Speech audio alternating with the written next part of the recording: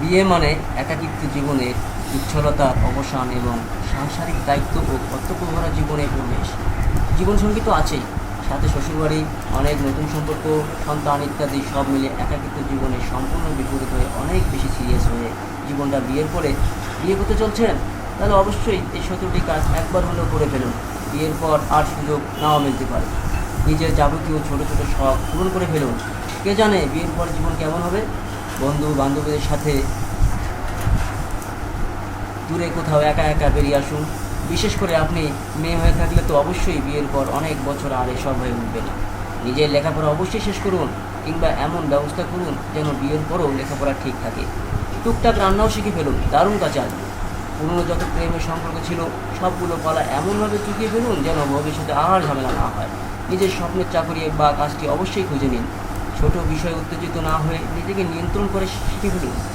অতীতের ভুল ভ্রান্তিগুলো শুধরে নিয়ে একজন নতুন মানুষ হয়ে উঠুন। পরিবারের সাথে প্রচুর সময় কাটান। বিশেষ করে আপনি মেয়ে হয়ে থাকলে এই দিন পরিবারের সাথে প্রচুর সময় কাটান। বিশেষ করে আপনি মেয়ে হয়ে থাকলে এই দিন কিন্তু আর ফিরে আসবেন না। নিজের বন্ধুত্বগুলোকে যাচাই করে নিন।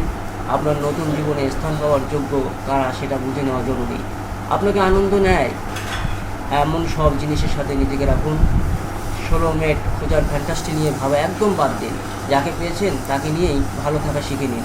শারীরিক ও মানসিক ব্যায়ামের একটা রুটিন তৈরি করে কাজে নেমে পড়ুন। বিয়ের পর মুটিয়ে যাওয়া ঠেকাবে। বিয়ের পর হুট করেই জীবনটা প্রচণ্ড ব্যস্ত হয়ে উঠবে, তাই এখনই ভবিষ্যতের প্ল্যান করে ফেলুন।